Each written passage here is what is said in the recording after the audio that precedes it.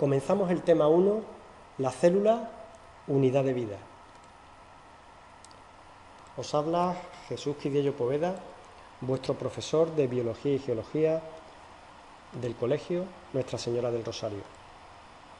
El primer punto del tema se titula Desde las moléculas hasta la primera célula. Desde los albores de la humanidad, el hombre siempre ha quedado fascinado por todo aquello que le rodea. En su búsqueda permanente de dar respuesta a las preguntas que le surgían al observar los acontecimientos que ocurrían a su alrededor, el ser humano ha logrado alcanzar grandes metas, no sin acometer grandes esfuerzos, tanto individuales como colectivos, para conseguirlas. A lo largo de miles de años ha escalado enormes montañas, vadeado profundos ríos, navegado por poderosos mares e interminables océanos, sobrevolado continentes, surcado por el universo más próximo. Todo ello movido por una incesante motivación de conocimiento traspasada de padres a hijos, por una inagotable curiosidad heredada de generación en generación. En este viaje de revelación, el ser humano ha hallado respuestas inimaginables a los enigmas más trascendentes e ingeniosas soluciones a los desafíos más recónditos. Ha logrado conocer su propia entidad y la de su entorno, sorprendiéndose de que ambas están mucho más vinculadas de lo que podía presentir. ¿Cómo comenzó todo? ¿Cuáles fueron los acontecimientos que posibilitaron el establecimiento y el posterior desarrollo de la vida en la Tierra? Nos retrotraemos 4.500 millones de años. Se cree que todos los organismos que viven actualmente en la Tierra derivan de una única célula primitiva nacida hace más de 3.000 millones de años. Esta célula, superando a sus competidoras, tomó la delantera en el proceso de división celular y evolución, y con el tiempo cambió por completo la composición de la atmósfera y convirtió el planeta en el hogar de la vida inteligente. ¿Cómo comenzó todo? Hace aproximadamente 4.500 millones de años, el planeta se formó a partir de la acreción de una gran cantidad de materia interestelar.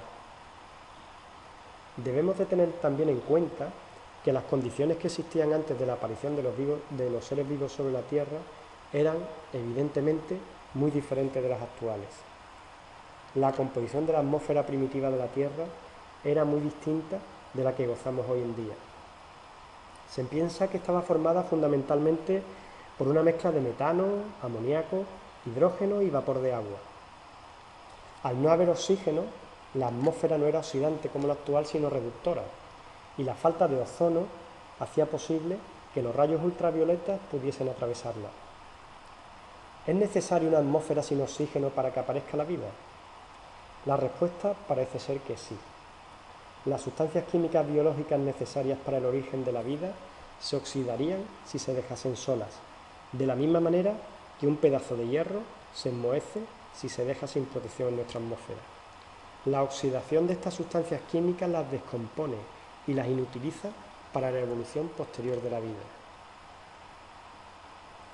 En 1953, Stanley Miller, un estudiante de doctorado de la Universidad de Chicago, propuso a su director, Harold Urey, realizar un experimento para contrastar la hipótesis de Oparin y Haldane, según la cual en las condiciones de la Tierra primitiva se habían producido reacciones químicas que condujeron a la formación de compuestos orgánicos a partir de inorgánicos.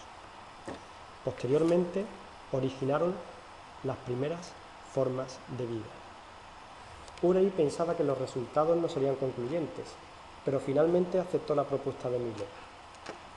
Diseñaron un aparato en el que simularon algunas condiciones de la atmósfera de la Tierra primitiva, consistente en un balón de vidrio de 5 litros conectado a otro más pequeño de 0,5 litros.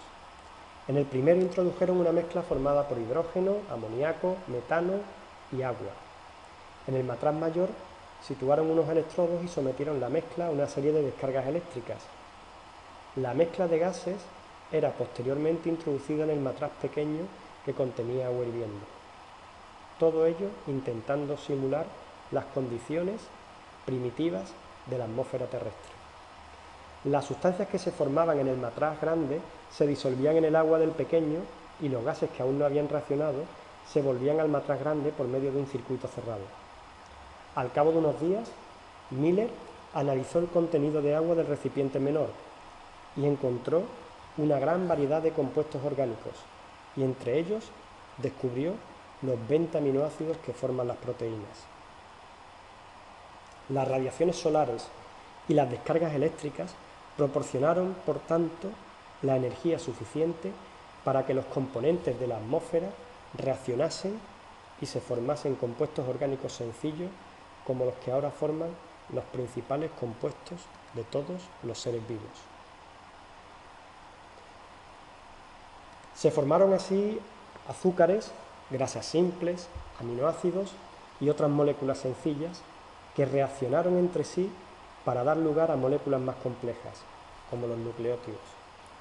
Los aminoácidos, a su vez, se unieron entre sí formando las primeras sencillas proteínas. Los nucleótidos, al polimerizarse, dieron lugar a los ácidos nucleicos. La molécula de ARN, mucho más reactiva gracias al grupo hidroxilo localizado en el carbono 2' del azúcar ribosa, adquirió una capacidad desconocida hasta entonces: formar copias de sí misma. Es decir, fue capaz de autorreplicarse.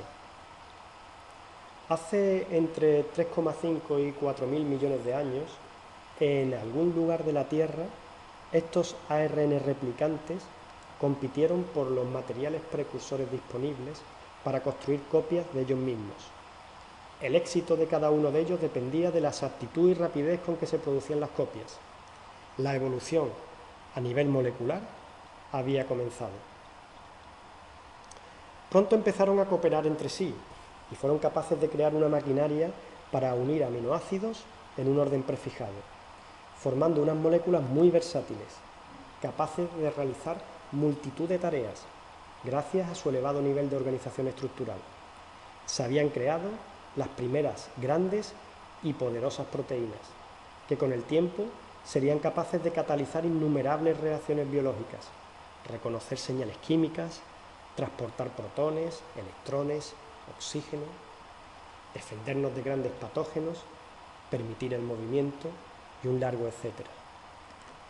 Pero, ¿cómo se pudo formar una estructura celular tan compleja como la membrana plasmática, presente en todas las células? Uno de los principales eventos en el origen de las células fue sin duda el desarrollo de una envuelta que aislara un medio interno y otro externo. Esto tiene muchas ventajas. Permitió a estos ARN replicantes tener acceso exclusivo de cualquier tipo de molécula, impidiendo a su vez la utilización de estas por parte de otro ARN competidor. Esto lo denominamos egoísmo evolutivo. Se ganó también una cierta independencia respecto a las alteraciones del medio externo. Esta membrana primitiva se pudo formar de manera natural por la asociación de moléculas muy características, un tipo de lípidos que poseen una sencilla propiedad que denominamos anfipáticos, lo cual consiste en que una parte de la molécula es hidrofóbica y la otra es hidrófila. Es decir, una parte de la molécula le gusta estar en contacto con el agua y otra odia el contacto con el agua. Cuando tales moléculas se encuentran en el agua, se agregan formando vesículas cerradas. Por lo tanto, el problema de la formación de una membrana plasmática quedaba resuelto. El aspecto de esas primeras células primitivas llamadas protobiontes pudo ser el siguiente: una envoltura membranosa de naturaleza lipídica, como acabamos de ver, que agrupe en su interior una gran cantidad de microesferas que contengan proteínas, azúcares y otras sustancias orgánicas. Gradualmente, varios sectores de la membrana externa se pudieron invaginar hacia el interior, siendo los precursores de los primeros orgánulos celulares.